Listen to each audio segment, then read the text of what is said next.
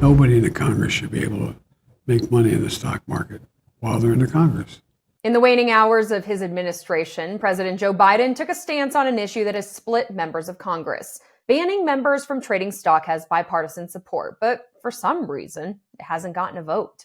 It is illegal for members of Congress to trade using knowledge from their jobs. That's the Stop Trading on Congressional Knowledge Act, or STOCK Act, which passed back in 2012. The law also forces more transparency in their personal finances, like disclosing trades in a timely manner that they, their spouse, or a dependent child make. But according to analysis of trading by members of Congress, members and their staffers routinely violate this law. We continue to see story after story hit the headlines of members of Congress who bought or sold stock relative or related to the Silicon Valley Bank collapse. Before that, it was the invasion of Ukraine. Before that, it was COVID. So the STOCK Act isn't stopping that. And now bipartisan calls are growing louder for Congress to ban stock trading altogether. The truth is, Congress should not be here to make a buck. Congress should be here to serve the American people. There is no reason why members of Congress ought to be profiting off of the information that only they get. The easiest, most straightforward way to achieve this is to ban members of Congress from trading stocks. And I am so proud that we continue to have an ever-growing coalition.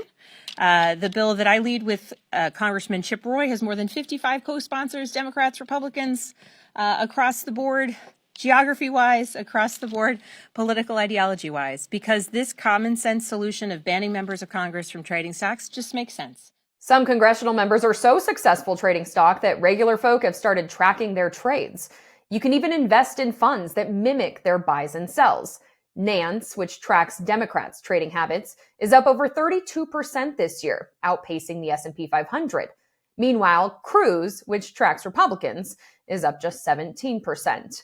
While some lawmakers and now the lame duck president are on board with a congressional stock trading ban, a de facto leader in the Democratic Party has often come out against it. Should members of Congress and their spouses be banned from trading individual stocks while serving in Congress? No, I don't know to this second one. Why?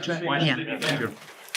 Because this is a free market and we're a free market economy. They should be able to participate in that. The trading acumen of Pelosi and her husband Paul often make headlines. Pelosi is one of the wealthiest members of Congress with a net worth of around $250 million. Biden took pride in where he stood on the list when he was a senator. For 36 years, I was listed as the poorest man in the Senate. Not a joke. You know that listing they had? I mean, in Congress, not the Senate, House and Senate. I never thought I was poor. I had a salary that a senator made.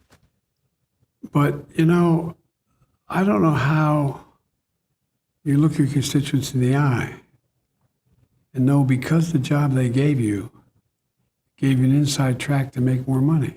It's tough to gauge the impact of Biden's support of this legislation in his final weeks.